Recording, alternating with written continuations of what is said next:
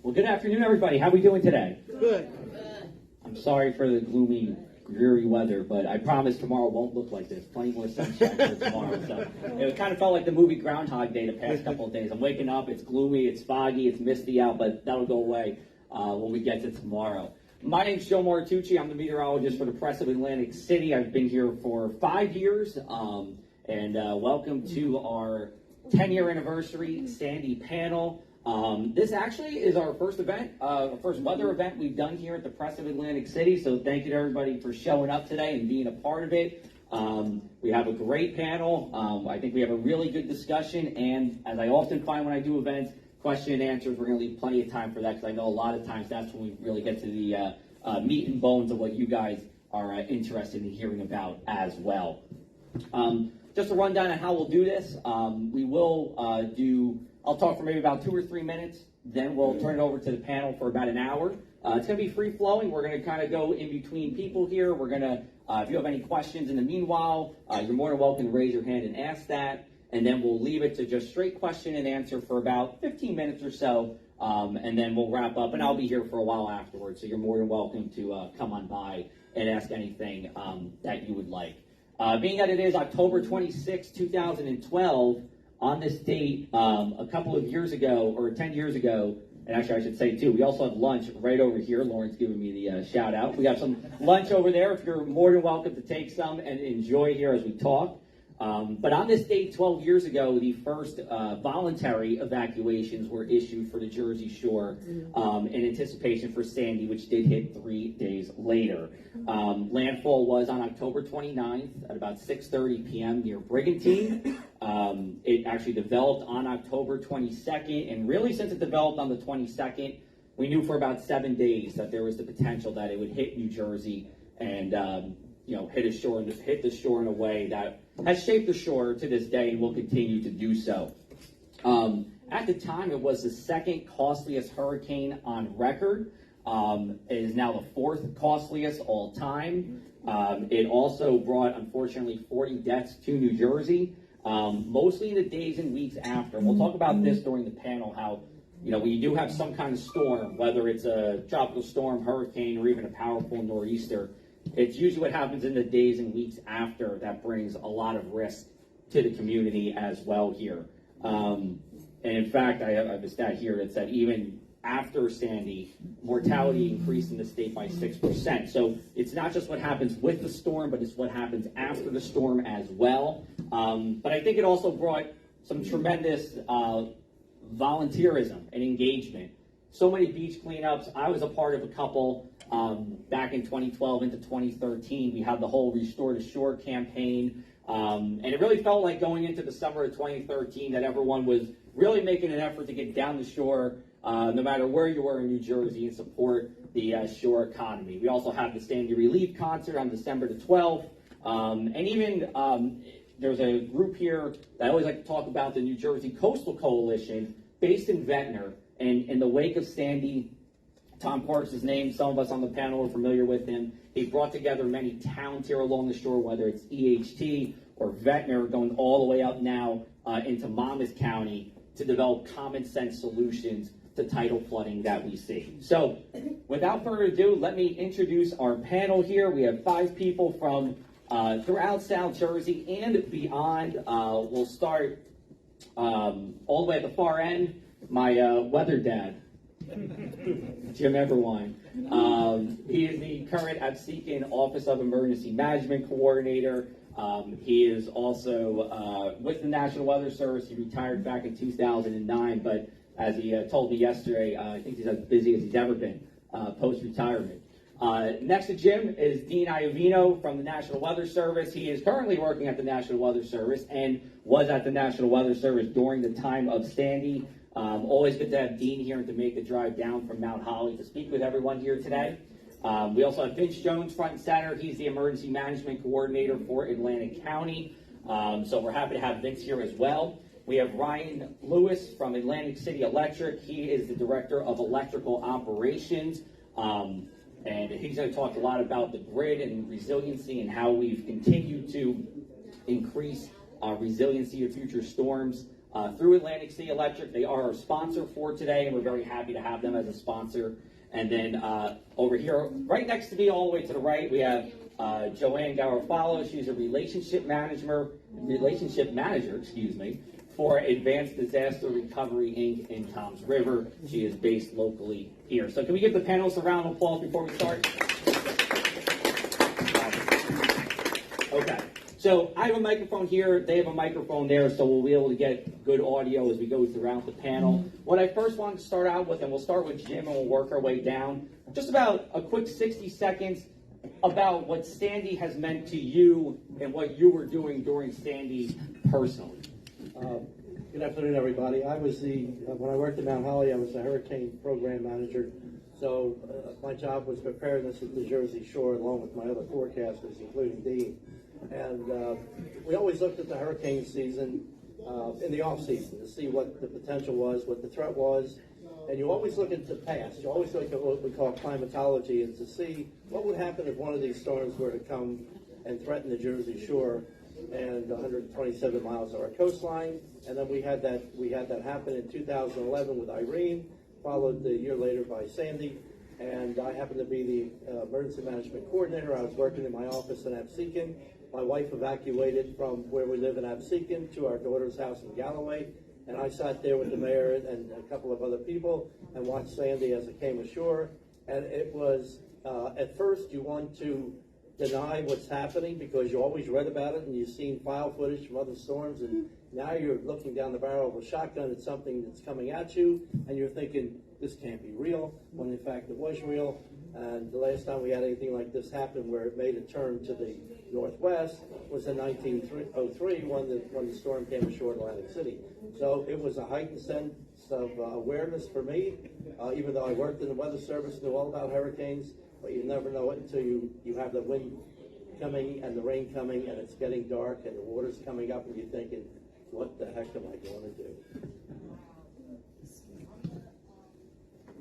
I've been in meteorology for nearly 40 years, and all that time I've been in either New Jersey and eastern Pennsylvania, and Sandy by far was the most impressive storm that occurred during my time as a meteorologist. Before that, I think I was most impressed by the December 1992 Northeaster. That was quite an impressive storm as well. Being a little bit farther inland in the Mount Holly area, I wasn't particularly concerned for my safety, but I was quite worried for family and friends who lived closer to the coast and even up in northern New Jersey, not only for the wind threat, but the potential rain threat, which didn't really materialize like it did during Irene, and just the storm surge threat, because it was a unique and very extraordinary storm surge we were anticipating. We weren't quite sure what was going to happen, so that was something that we were very mindful of. So again, Sandy was the storm of my career, and hopefully it'll be a long time before we see anything like that again. Good morning, everybody.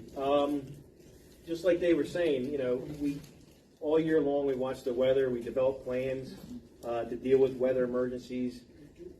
This time, we were looking at the storm. Is it truly going to make the turn that they say it's going to, that it's going to do? So the hours leading up to that, we're concerned with, are people going to listen to what we have to say? Are they going to take the warnings that are being issued? Are they going to follow the directions of the emergency managers and get out of harm's way? And we look at our plans. Do we have all the plans that we need? Is everything, all the training that we've done and all the planning that we've done and meeting with everybody, is all that going to come together so that we don't have any loss of life, and that we'll be able to ride the storm out, if you will, and come out unscathed? And that's always on our mind every day. It was certainly on our minds that day and that night going into the event. And you take away, we have a lot of lessons learned from that, and we still are addressing a lot of the lessons learned from that event. And we'll continue to move forward and make things better and try to make it safer. Good afternoon, everyone.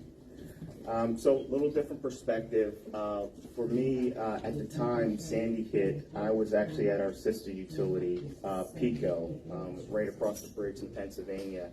I was emergency response lead, primarily over the gas side. At the time Superstorm Sandy hit. Sandy left more than half of PECO's 1.6 million customers out of service, and it was the most impactful storm from a customer outage standpoint. I can remember the extensive damage after the storm.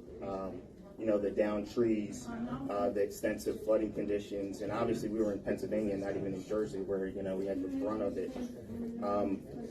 You know, for me, the most apparent and impactful was the damage to people's lives, the damage to homes. Folks lost their homes, their livelihood, for the most part. You know, what they treasure most, their homes.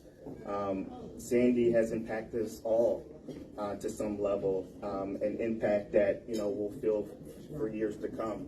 And unfortunately, there's still folks feeling the pains of Sandy today, 10 years later. I will say that the thing that, you know, for me, for Superstorm Sandy, that's at the top of my mind is, when is that next Sandy going to hit us? Sandy is called a 100-year storm. So, you know, and we're seeing more frequent, more severe storms like this today. So that's at the top of my mind. When are we going to see that next storm? And ultimately, as a whole, are we prepared? Are we ready? Check, check. Hi, everyone. I'm Joanne Garofalo, and I'm with Advanced Disaster Recovery. We provide restoration and remediation throughout New Jersey, New York, Pennsylvania, and Connecticut, 365 days a year, 24/7, from a growing number of locations. I mention that because, as Joe said, I am local to Galloway, but I do operate throughout New Jersey. And our team in Toms River was instrumental in their response during Sandy, from what I've been informed. Personally, I know relatives or friends with two young daughters who lost their home during Sandy, and this family chose not to rebuild, but to travel the Caribbean, and they're musicians, so they homeschooled their daughters from the ocean. And you know, their story just kind of represents, demonstrates how much life can change from a hurricane. Joe, you mentioned I made a note, the Restore the Shore. I didn't live here then, but I did contribute to that because I am a native to North Jersey, and that, I guess, proves the benefit of social media to become aware of what was taking place in the state at the time. Great, thanks, Joanne. And, you know, let's just jump right into the storm. I want to go to Dean for this one, since he was at the Weather Service then, he's at the Weather Service now. Dean, just tell everybody, what was like the most unique part, whether it's one thing or two things, about Sandy itself? That's a good question. Actually, my thought is what wasn't unique about the storm. Yeah, we can go that way too if you want. The one thing that I think about actually occurred a week before the storm itself, the infamous run of the European weather model that actually showed a Sandy-like solution 7 days in advance, which was rather extraordinary. And I was working that overnight shift when that model run came in. That was the Sunday night into Monday morning, the 22nd. And it was such a bizarre solution. And usually 7 days out, the models aren't particularly accurate. And my exact quote to my colleague, Kristen Klein, that night was, well, at least we know what's not going to happen next Monday. We'll talk about having to eat one's own words. I told Kristen after the fact that if I ever made a statement like that again, she had permission to slug me. But thankfully, I managed not to make a comment like that again. But the models, the computer models, from that point onward, at least that Monday, Tuesday, Wednesday, Thursday, were showing more normal solutions, bringing the storm up to Long Island and New England, or even bringing them farther out to sea. But then as we got closer to the event, the models were keying in on that very strong high to the north that was blocking the system and would eventually cause it to make that very sharp left turn into the Jersey Shore. And it was pretty remarkable as we got close to the event how accurate the model forecasts were. And even with that in mind, the messaging kind of became a little bit muddled because the Weather Service, we were trying to be scientifically accurate, trying to time the conversion of the system from being a contained tropical system to one that was no longer tropical, and that transition was going to take place while the storm was off the either the Maryland, Delaware, or southern New Jersey coast, and the messaging became a little bit muddled because we were also trying to deal with that transition. So that was a unique angle of the system itself. Some other things, just a few other things that stand out are the wind itself. The wind was quite extraordinary with the system, widespread wind damage throughout the state. We had a peak wind gust of 89 miles per hour at Surf City, which was, quite extraordinary as well. And really thinking back as far as the extent of the wind damage, you probably have to go back to the hurricane in 1944 to come across a storm that did that much wind damage in the state of New Jersey. In the interim, we did have Hazel in 54 and Don in 60, but really looking back, I think it probably goes back to 44 as far as wind damage of that extent in the state. And of course, in 1944, the state wasn't nearly as developed as it was in 2012, so you have to bear that in mind too.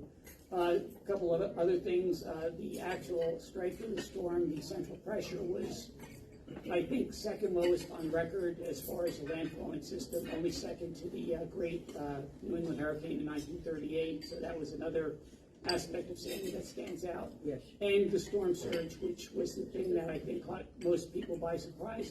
We did know that the storm surge was going to be something that we hadn't seen before, but being that we had nothing to compare it to, we really had difficulty in letting people know what to expect. And the storm surge at Sandy Hook, for example, got up to 8.5 feet before the gauge was washed out.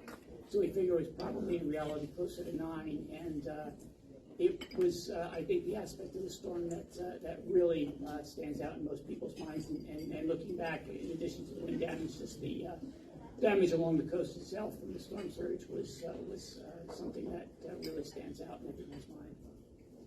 Yeah, a lot of unique things with Sandy, and I don't think you can fully tell the Sandy story without explaining what happened the year before with Irene. Irene was a tropical storm at landfall here in August of 2011, but most people, while they did have to evacuate, wound up okay. So when we came into 2012, now we had Sandy, another storm that was, whether it was going to be a hurricane or a post-tropical cyclone, was going to make landfall here, and the call to make evacuations again was real. So I'll turn over to Vince Jones on this one. How did Irene the year before impact evacuation operations, both on your end, Atlantic County, but also when talking to the people about the storm? One of the problems that we had with Irene, like you said, it was a hurricane. It was forecast and then downgraded to a tropical storm. But the only other time in the county's history that an evacuation order was issued was during Gloria, and that was not a mandatory. It was recommended in certain municipalities along the coast of Barren Islands for the residents to seek shelter and to move inland. It was a voluntary evacuation. Irene was the first time that we've ever had to issue a mandatory evacuation order. And for myself and for everybody else that morning, or the night before, planning what time are we going to issue the mandatory evacuation order, looking at all the circumstances surrounding Irene's track, the impacts of the storm, knowing our roads, what roads flood when it starts to rain, and the question comes, well, how far do we issue that evacuation order? So you have to define some barriers. You got to define a line in the sand, so to speak. So the decision, after we got all the facts, we looked at everything. The decision was made that we felt anybody that was on the eastern side of Route 9. Again, we had to come up with a definitive line. Everybody on the eastern side of Route 9 needed to evacuate, and that's where we had issued the evacuation. Some criticism that we got was people that lived across the street from the people on the northern side of Route 9 said, "You have to leave." I don't. I'm on the other side of the street, and there's 12 feet that separate us from having evacuated. So we got a lot of questions about that. Why did we pick that road? Why did we pick that? But the biggest thing for us was, again, the first time having to do a mandatory evacuation was It was also going to be the first time that we implemented the sheltering plan that we had. We spent a lot of time working with a lot of different agencies, looking at the potential, how many people, if we had to shelter people, how many would that be? How many locations do we have to shelter people? Are we capable of maintaining those shelters and caring for the people in the shelters? And how long would they be in the shelters? It was the first time that we implemented the plan, and I will publicly tell you that we kept the people safe, but the plan failed. The plan, again, never having to do it or test it, the plan failed in the fact that one of the things that we thought we should be doing was loading people on transportation and taking them way far away from the coastline. So we had individuals that were in Atlantic City and Ventnor and Brigantine that were loaded on New Jersey transit buses and driven as far away as New Brunswick. The shelters up there weren't capable of placing those people, so we unfortunately had our residents, our neighbors, our residents of Atlantic County sitting on New Jersey transit buses for 2 days with no place to go. So we realized that, you know, our shelter plan had to be addressed, and, you know, just in that year's time, we were able, thankfully, to quickly revamp it where we wanted to keep people in the county, but yet at a safe distance. And I can tell you, sitting here today, that that is the case, and our plans do reflect that. So a lot was learned from Irene, but I'll just leave you with the concerns that we had when we issued the evacuation during Sandy. Would people believe us? Would they listen to us? And when they get out of harm's way? And that was our and it's still today, our greatest, as emergency management, it's our biggest concern is, will people heed the warning and take safe refuge? Or are they just going to say, you know, the weather service, emergency managers, we're blowing it out of proportion, it's not going to be that bad? You look at what happened down in Florida, again, people did not heed those warnings, and unfortunately, loss of life. So that always, you know, and that always plays on my mind is if I got to make that decision again, I'm going to make the decision and err on the side of safety, but I just hope that everybody does listen. And again, I'd rather be criticized, and I'd rather debate a person that got put in a shelter or that was, you know, survived the storm because they did listen to me, than the ones that didn't and try to explain to the family why, you know, they're no longer around. How many people here had to evacuate for Sandy in this room? Show of hands. Maybe about a third of the people. Okay. Yes, Irene. It's interesting to think if we didn't have Irene, what would happen with Sandy. I think overall, a number of, you know, most of us did listen and did evacuate, which was great. Yeah, but it's always it's almost like an evolving science. There's always more and more things we can do to get the messaging out there. I'll turn it over to Joanne for this one because, you know, in the wake of Sandy, a lot of people had, you know, you had damage to your homes, water in your basement, the lights were out for a week. I had no power for a week with Sandy. So, Joanne, with your company, right, tell me about how Advanced Disaster Recovery's primary goal was when responding to a disaster. Can we talk about Sandy specifically, or even just an event like Sandy? In any event, safety is the number one concern, 100%. Whether we're extracting water or boarding up windows, knocking down a damaged wall, we're helping with recovery as quickly as possible to restore homes to their pre-damage condition in the safest way possible. And also, you know, really no matter the scale of the damage. So in the case of Sandy, it was extensive. What I'm hearing today, it's extraordinary, the response, and we all learn from what's occurred before so we can prepare better for the future. Got it. I should have clarified when I said I had no power for a week. I didn't have AC electric. If I had AC electric, the lights would have been on for a week straight. I had another power provider that I won't name at the time. But let me turn it over to Ryan here, because JB Power and Associates did rank Atlantic City Electric first in overall effectiveness out of 31 different utilities here, which is quite incredible. So, Ryan, just talk about the procedures the company performed in the days leading up to Sandy, and then if we can kind of condense everything you guys have done in the past 10 years as well. Okay, see if we can do that. All right, so first of all, I would say that Atlantic City Electric is extremely pleased with, you know, receiving the recognition from JD Power. for the response for Superstorm Sandy. This is odd to say, but there were some benefits to Sandy, right? We talked about this already, because you're able to see it coming and start the planning process. So days in advance, ACE did closely monitor the path of Sandy. The company did initiate our emergency operations plan, leveraging both internal and external resources. We were able to mobilize 1,200 employees, contractors, and restoration personnel, and we started our pre-event activities.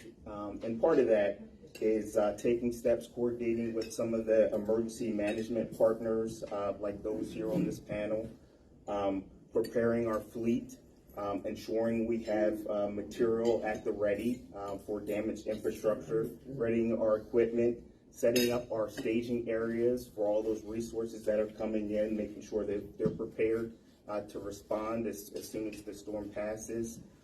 We also took steps to secure mutual assistance from contractors and other utilities, as well as some of our sister utilities. So we also did some communications to our customers via social media, our company website, and we did some auto calls, and mainly the message was around preparedness, and also signaling to folks that there's going to be some level of prolonged outages. But to your second question, we know there's always an opportunity, we talked about it up here, to learn from our response, and to make sure that our local infrastructure, our local grid is even stronger.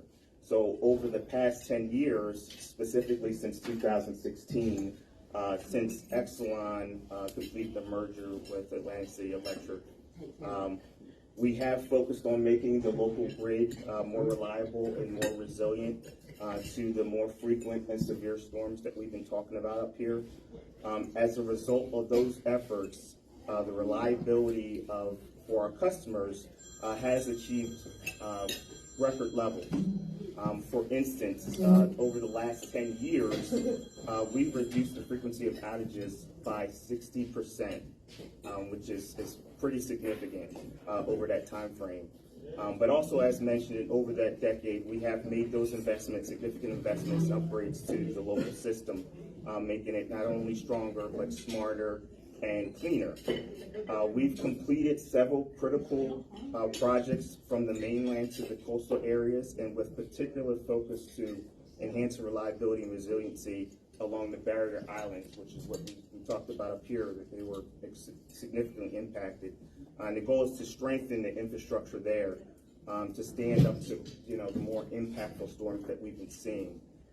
So I will say each day we perform work to, as part of our ongoing efforts to further enhance reliability for our customers and harden our grid, as I mentioned.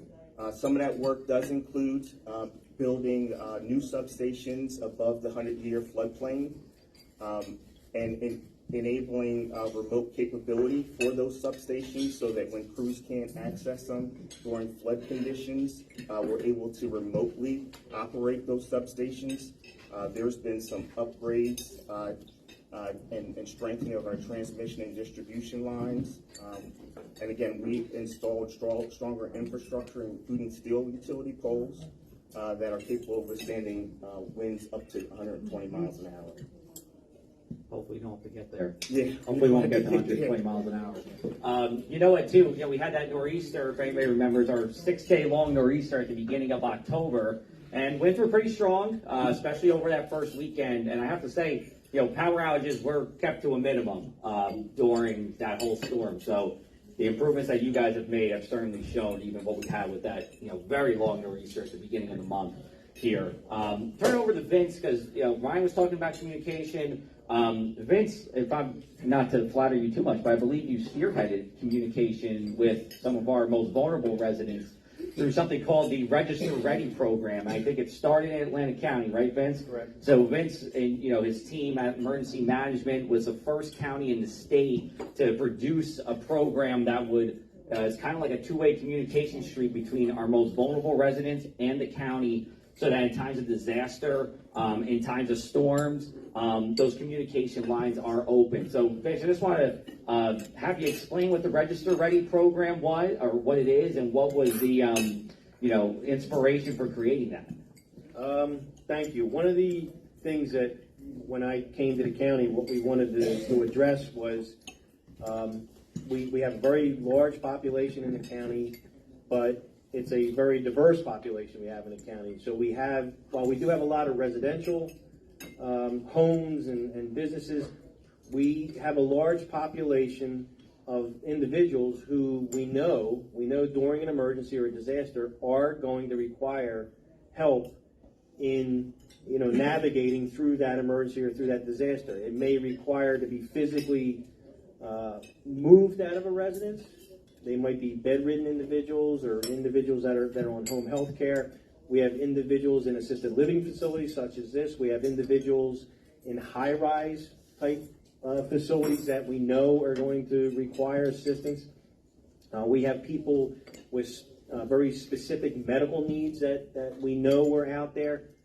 We knew they were out there, but we didn't know what the need was, or how do we get to them to find out how can we help you? If in the event of emergency, how can the local police, the fire, the emergency medical services, how can we help you? How can we assist you in getting through that emergency? So we created the Register Ready as a way for individuals to sign up, give us their information, give us what their need is, their medical need, their physical requirements that they would need if in the event they had to evacuate, or even if they had a shelter in place. If they required oxygen, and if we knew that they were going to run out of oxygen, how can we get extra oxygen to them?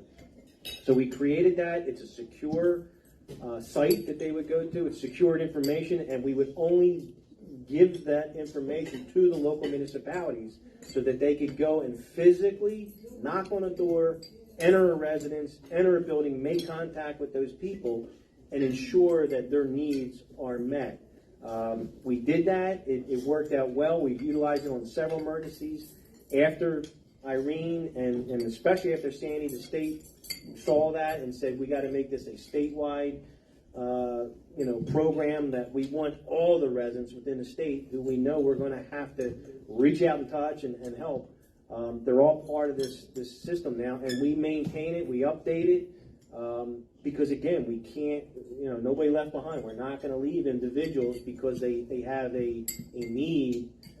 We're just not going to leave them. We're going to go get them and get them to safe locations. And let's see if this is on. There we go. Could you just give everybody the website for that one more time? It's www.readyatlantic.org. You can go there, you can register, you can go to the Atlantic County's website at www.aclink.gov. You can go there, and there's a link right to that, the Register Ready. The state of New Jersey's website, we linked as many websites and user-friendly, if you will, spots on the web that it'll take you right there, and you can register. And then what we also do is, like facilities like this, is we want to be invited in, we want to go out, we want to talk to you, and we want to know that you're here, and we want you to know that we're here, that we can help you if something should happen. Awesome. Thanks, Vince. So in the past couple of weeks, what we've done is collected questions from everybody here who's attended today, something that you wanted to know, so we can get those questions in before our formal question and answer session. So we have a question here from Mindy Bell. Is Mindy Bell here? No. Is she here? No. She should be on Facebook. She should be on Facebook. All right, so Mindy Bell, I said I'll wait to you. Hi on her Facebook live stream. And I'll go to Jim with this question. She said, quote, do the dunes need to be so high? Would like to see them lowered, considering most water came from the bay.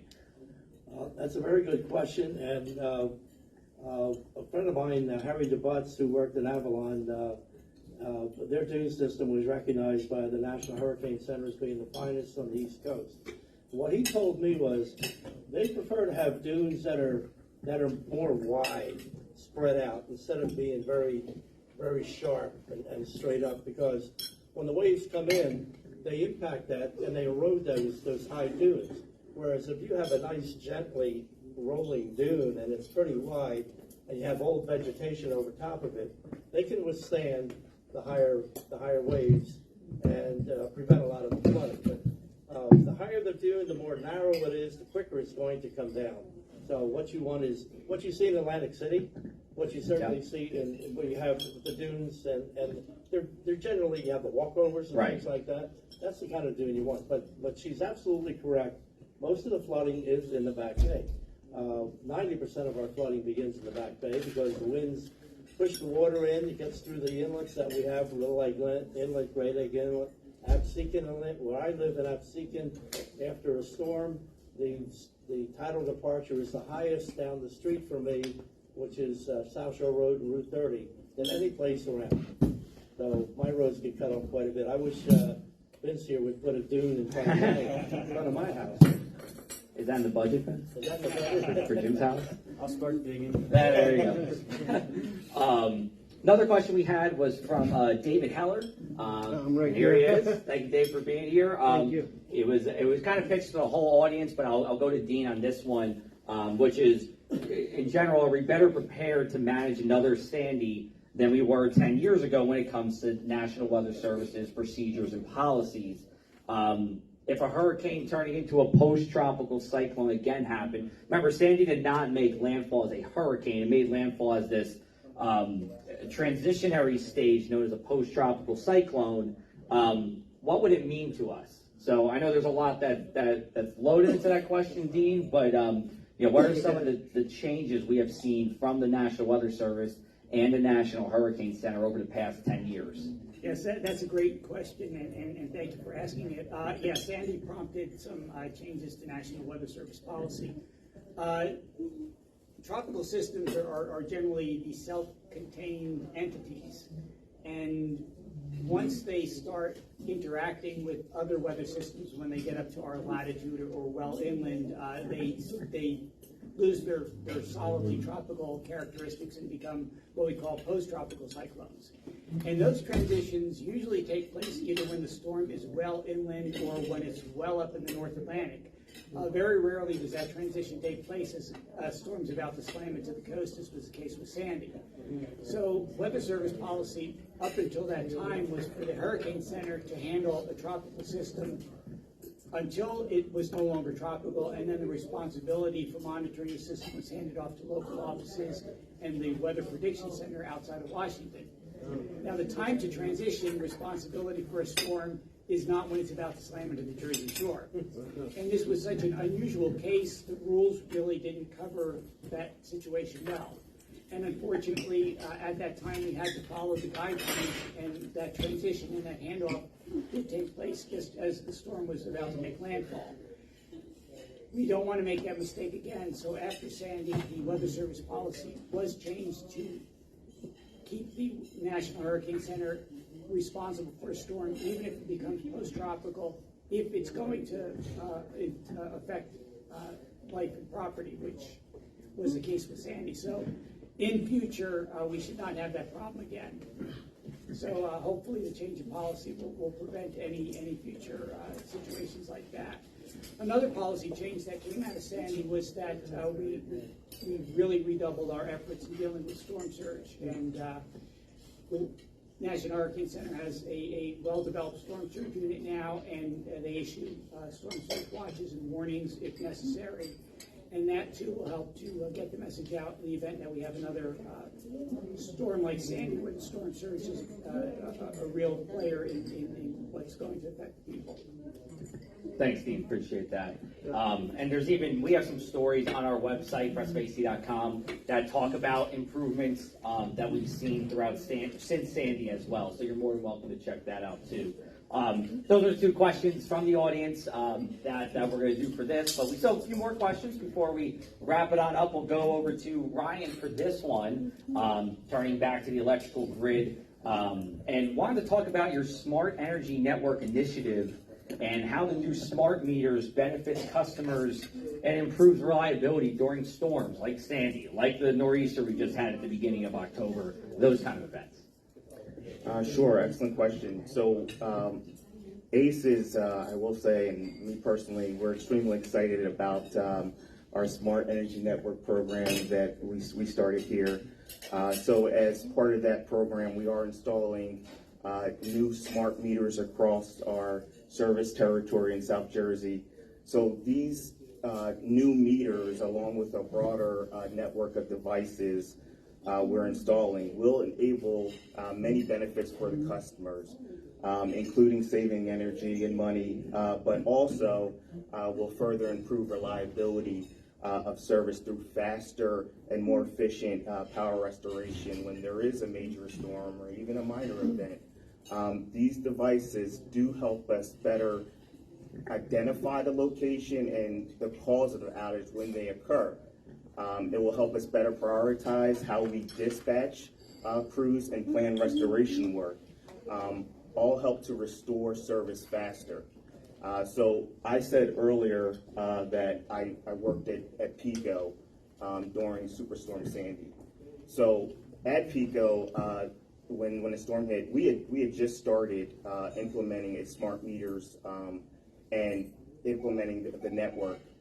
So using those meters and the broader network, they were actually able to restore service to their customers 2 days faster than without them, which is pretty significant. We're looking to realize those benefits as well.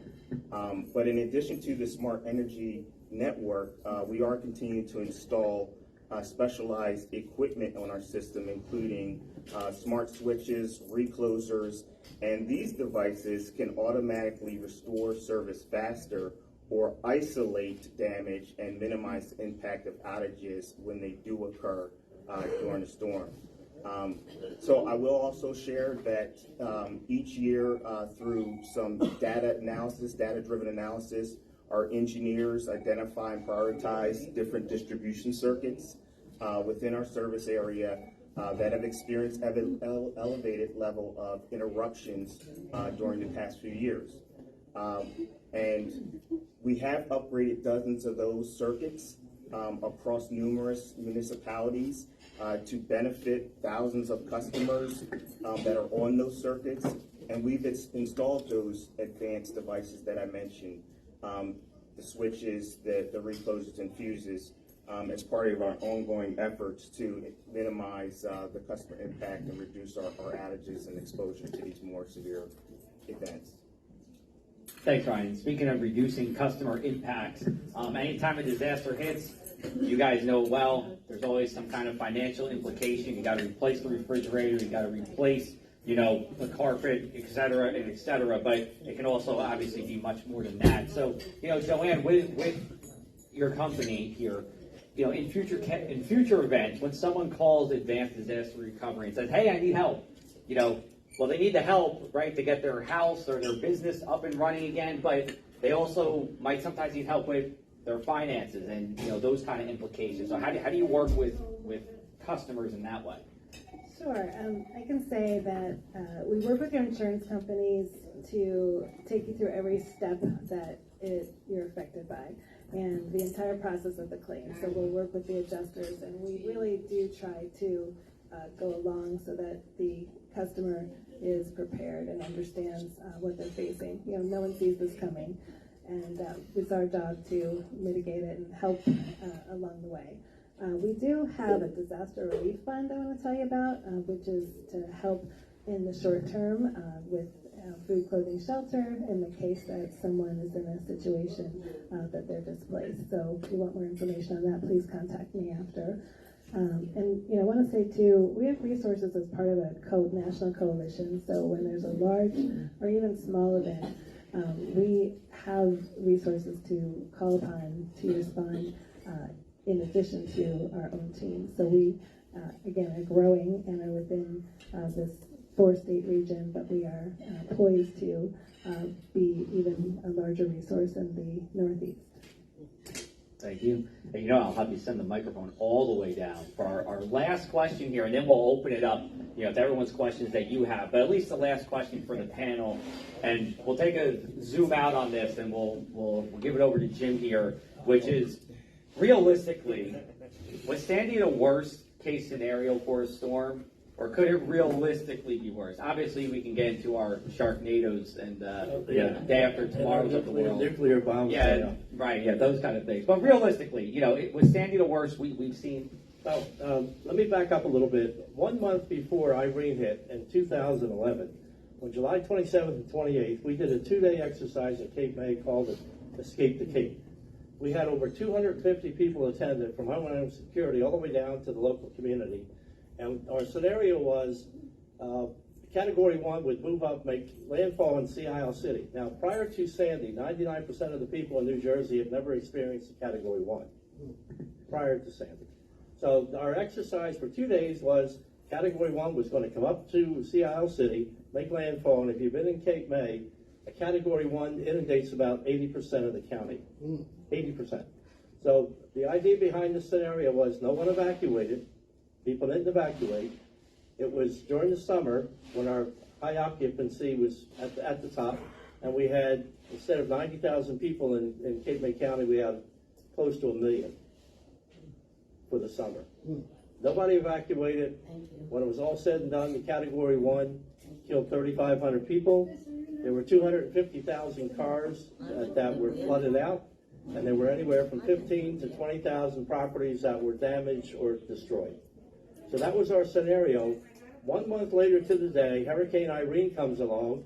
The National Hurricane Center at one point had Irene making landfall as a Category 2 in New Jersey. And it came across, it weakened, and it finally came at 5:28 in the morning of August 28th, 2011 as a tropical storm. As you know, most of it was rain to the west, and we had people evacuate, and people were upset that we were evacuating them into heavy rain. And that's why when Sandy came along, not too many people were quick to move out of the way because nothing happened with Irene. So with that scenario, that in a sense prompted that evacuation east of Route 9 with the mandatory evacuation in Irene. It was a 2-day exercise, and it was an eye-opener. 3,500 people would have perished. Now, what do we plan for in New Jersey? As Dean says, and he knows all too well, because I worked with him many, many years, and he and I used to walk the beaches of New Jersey and Delaware looking at the hot spots. Even the eastern shore of Maryland, and we called this thing that we were on Operation Crab Cake, because when we finished, we sat down on the eastern shore of Maryland and had a crab cake dinner. So extensive investigation went into what would happen if we had a big storm. We don't think we'll get a Category 5. We don't think we'll get a Category 4. All we need is a Category 3. If we were to have a Category 3 make landfall coming up the Delaware Bay with Cape May County, Atlantic City, Long Beach Island, which has one way on, one way off, in the northeast quadrant, and people did not evacuate, it would be an absolute disaster. Absolute disaster. You wouldn't talk about 1 or 2 million without power. You'd be talking about 10 million people without power. You wouldn't be talking about evacuations in just a few streets. You'd be talking about evacuations all the way back to the Delaware River to get people out of harm's way. Now, what we did in our exercises, and we've had quite a few with a Category 3. Now, if you think of it, Category 3 is 110 to 130 mile an hour sustained wind, not a gust, it's a sustained. That sustained wind could last an hour, maybe 2 hours. So if we had that coming to the Jersey Shore, we'd have to get all the people out of harm's way down in Cape May, which is the first line of defense, take those nursing home people, move them inland, take the people out of the hospital, move them up toward Cooper and inland, maybe even to Philadelphia, some of the ones that were serious ones. We'd have to consider an evacuation reverse lane strategy here while the storm is over Puerto Rico. Because it would take 96 hours to get the people out of the hospitals and out of the nursing homes. So that's the scenario that we planned with. Years ago, we used to show a model called the slosh model. We went up to North Jersey and Monmouth County and into Manhattan. We showed the slosh model of a Category 1 making landfall in Monmouth County into New York, and it produced a storm tide of 15.4 feet. And the people up there, the city engineers and the politicians up there said, that could never happen. Well, they're right. We got it wrong. When Sandy came, we had predicted 15.6 30 years ago. Sandy was what, 15.4 storm tide? Something like that. We missed it by 0.2 of a foot. So Picture a Category 3, and I'll end with this, and it's really an eye-opener. It's an absolute eye-opener. With the Category 1, you saw the tunnels were closed and what happened up there in New York, all the things. We think if we do get a storm, the strongest one would be a Category 3, and it would put 21 feet storm tide over JFK Airport. Now picture JFK Airport becoming a marina. 21-foot storm tide, and people say that could not happen. Well, with a Category 1, we had 15-foot storm tide. The battery, as Dean said, Sandy Hook had failed. That gauge failed at 8 foot. It could have gone up to 9-foot surge. It went up to the East River with the highest tide they've seen in years, as the gentleman from Atlantic Electric said, a 100-year storm. But the other thing that people don't talk about, New York City is a metropolitan area of 24 million people. 24 million people. How are you going to evacuate 24 million people? You're not going to do it. The people that we saw die in New Jersey and New York last year from the remnants, these were remnants of Ida. Now, Ida came ashore in New Orleans 150 mile an hour. There were only 6 deaths. There were more deaths in New Jersey and New York from the remnants. Why? As Joe was saying too, we have a diverse population. Some people not speaking English. So how do you get to these people? And many of those died because their apartments were below ground level. And that rain came down 10 inches, a couple of hours or something like that. It was absolutely devastating. So, like I said, I've worked with Dean for many, many years, and Mount Holly is on top of this stuff. They do a lot of outreach and stuff. But the worst case scenario would be a Category 3, 110, 130 miles an hour sustained. That's not counting gusts. That's not counting gusts. And it would be absolutely devastating. Is it to scare you? No, it's not to scare you.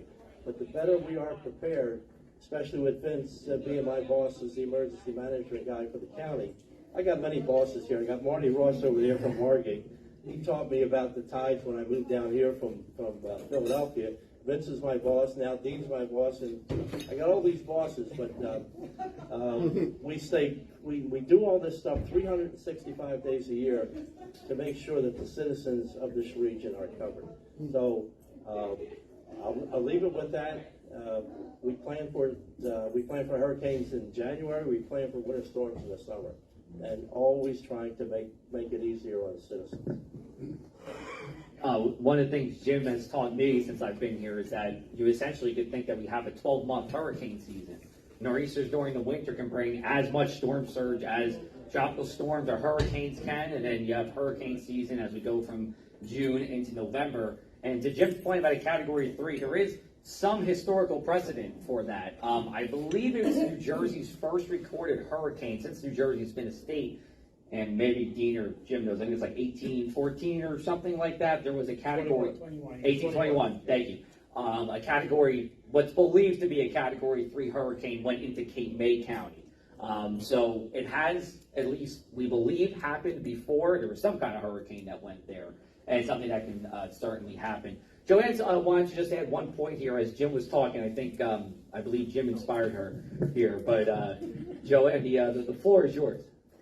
It certainly did, because everything I'm hearing today is just really resonating with the fact that having a plan may mean that it doesn't go to plan, but you make your best effort, right? And in our role at my company, I meet with property managers of facilities such as this, as well as schools, hospitals, community residences, because that responsibility lies with those property managers, and they want to be sure that in the event of a storm, everyone is safe. So our planning ahead and setting up something called an emergency response plan can help eliminate redundancy and also ensure that there is a process set in place so that when we arrive on scene, we're that much more familiar with the property. We offer this as a free service to any commercial property within the state because we want to ensure that they can plan ahead for such emergencies. We do work very closely with entities such as everyone at this table, so I just really want to thank you for allowing us to be here today. Great, thanks, Joanne. So we'll conclude the formal panel presentation or portion of this, but we do still have plenty of time here for questions. So if you thought of something, now's the time to ask. I'll come over to you, we'll use the microphone, and then we'll have one of the panelists answer the question, or if you have something for me, I'm more than happy to answer that as well. Coming back. If you can just state your name real quick, too. Good morning, or good afternoon. My name is Mike Johnson. I'm with the Venice Park Civic Association in Atlantic City. And I want to thank you, Joe, for moderating, and I want to thank the panelists. And I want to thank Connected for sponsoring this. Just messing with you, Bert. I know it's Atlantic City Electric. I have a question for you. And so I have two questions, if I might take that. Go for it. The first one is, what is the capacity in Atlantic County? How many shelters, how many people can you accommodate in Atlantic County in shelters? We have our shelters. Our shelters are broken down, what we call general population. Those are individuals that can make their way to the shelter if they have no other place to go. And we have shelters that are designated as special needs shelters, which we have nurses and other medical staff there to tend to the people that would be there for whatever length of time that can, help them with their medical requirements. The shelters that we have 8. We utilize a lot of the schools, the high schools with the large gymnasiums. So we have 8 shelters. Our capacity, if you will, is going to depend on how many municipalities are going to be in that evacuation area and how many residents are going to want to go to the shelters. And I will tell you, we strongly encourage, like you heard, we tell everybody you should all have your own plan too as to where you're going to go. These shelters are simply just to get you out of harm's way until that storm passes, and then in the hopes that your home or residence wasn't damaged and we can get you back in there maybe the next day or the day after. But they're very crude accommodations. You may just have a blanket and some snacks and you're on a floor, but you're safe away from the water, you're safe away from the winds. But we strongly encourage places to have a plan and move people to out of harm's way ahead of the storm and not have to go to a shelter. But we are prepared to open them, and we will do that. It's just, again, it's going to depend on the track of the storm because everybody asks me, well, what's this closest shelter to me? I said, well, it's going to depend on which way that storm is coming in at us or coming up at us and the impacts of the storm. We have to look at the impacts. Road accessibility. So, for instance, we may not use the Pleasantville High School because it may be flooded and you couldn't even get there. So we may have to take the residents of Atlantic City and possibly move them either into Barker Township, maybe even Hamilton, or out, towards Buena Borough. Again, depending on the track of the storm and the impacts. In Superstorm Sandy, we moved people from Atlantic City all the way up to Rowan and Glassboro, only to move them back to Atlantic City to the convention center. Now, have we solved that kind of logistic situation? Because that was a waste of time taking the people from Atlantic City all the way to Glassboro and then bringing them back. So have we addressed that situation? And you're 100% correct. That, again, not ever having to implement that sheltering plan before. We have a partnership with Glassboro, with Rowan University, so we figured, again, looking at Sandy and those impacts, how much wind, how much flooding, the duration of the flooding, our own in-county sheltering, could we house those folks from Atlantic City, from the Pleasantville, West Atlantic City area, could we get them to one of our shelters? We felt it was safer to move them, and this was in consultation with the state, to move them a little further west. So obviously that location was picked. When we realized after a couple days that facility was not going to be suitable to house them, that again, the hopes is to get them closer to their home where they live. It was decided that we had the capability, working with the Red Cross and some other agencies, to be able to open the convention center up, get them back to the convention center with the hopes of putting them back in their homes once the damage assessment was done and we can ensure the utilities, everything was safe for them to truly go back into their homes. So it was bring them back a little bit closer, again, with the hopes of getting them back into their homes. My last question is also for you, and perhaps you can, reach out to some of your colleagues or whatever, I don't know, some of the casinos, but in Superstorm Sandy, we had first-class volunteers come in right after the storm to help.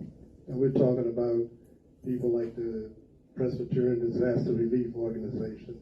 These are people that, they're volunteers that go around to these different disasters. They're probably in Florida right now as I speak.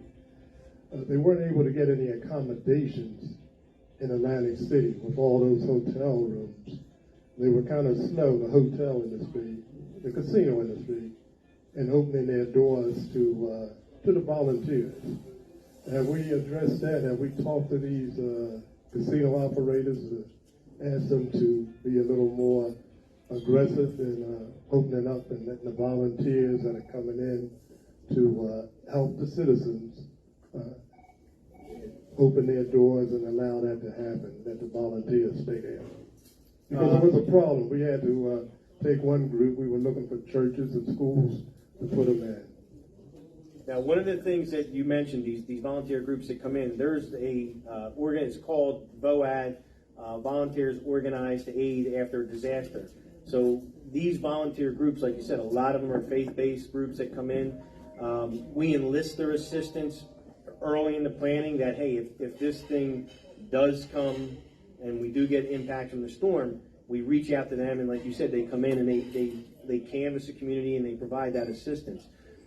We have worked with the casinos. We meet with them monthly now, which again didn't take place back then. It was maybe once a year we met. We meet monthly with the security directors, with the VPs of each of those facilities to address not only their needs and some of their concerns with just everyday occurrences, but how could they help us in the event of an emergency, and then again, in turn, how could we help them?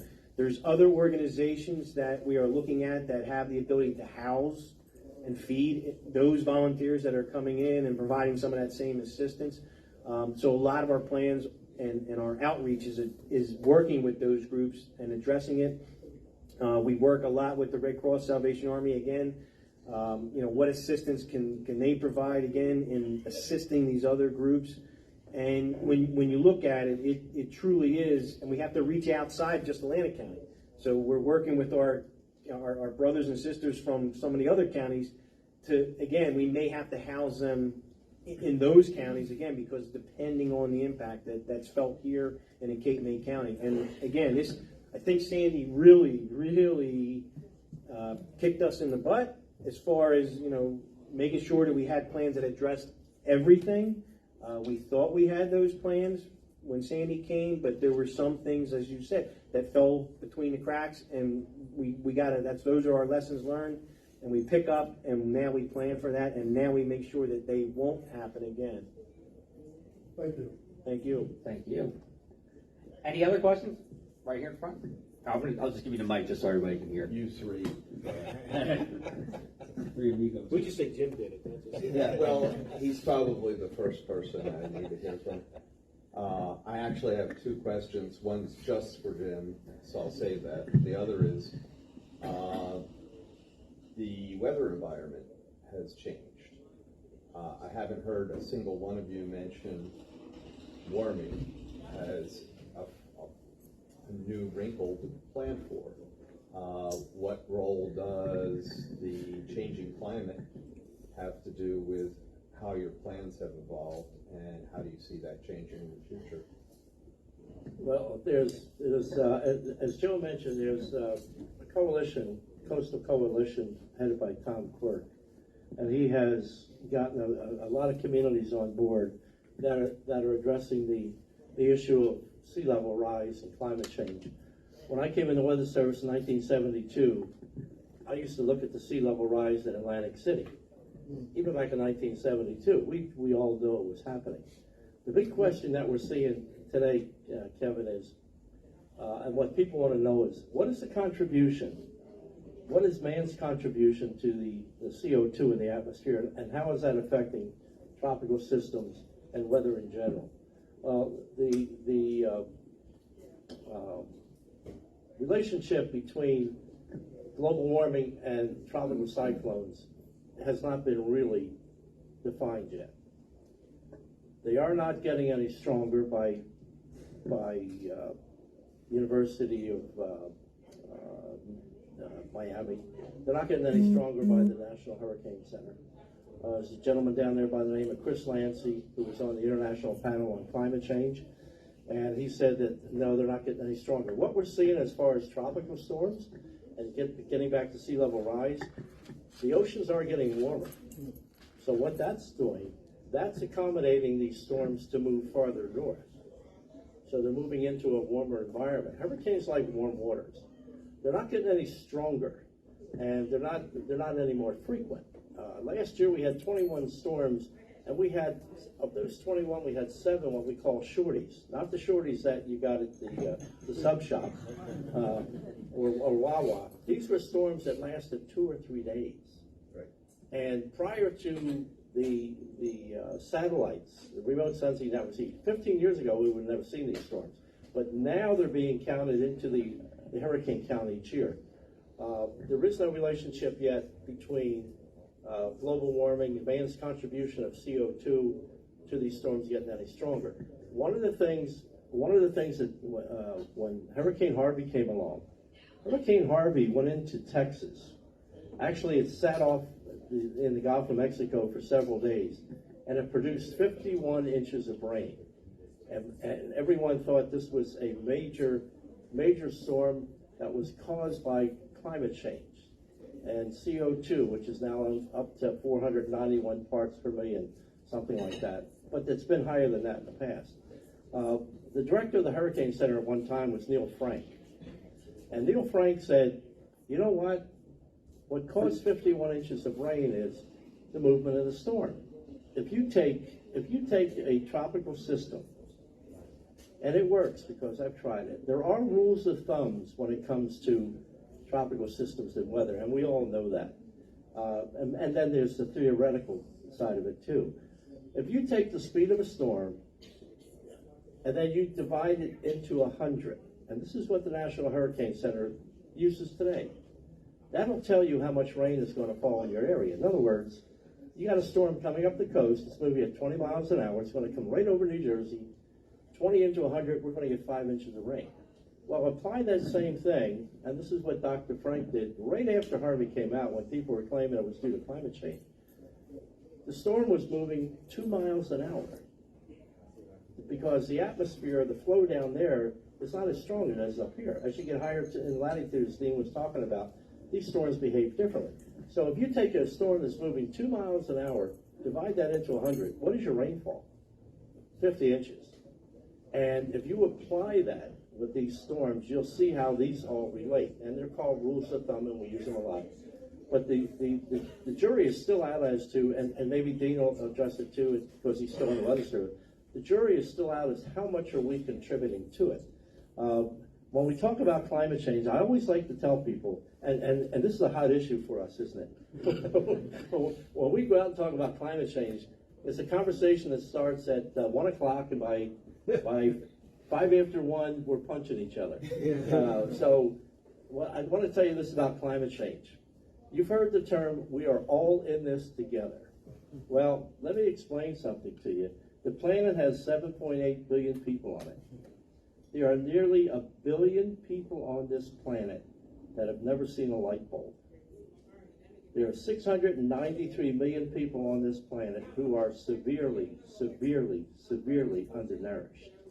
So how do you say that we are all in this together? How do we get these people who have never seen a light bulb with a husband and wife and 2 kids, how do you raise their standards of living to even touch the bottom of what we've had for all our life? So that's where we are with this climate change thing. I look at it differently today than I did before. Can you decarbonize the economy? No, you have to do it gradually.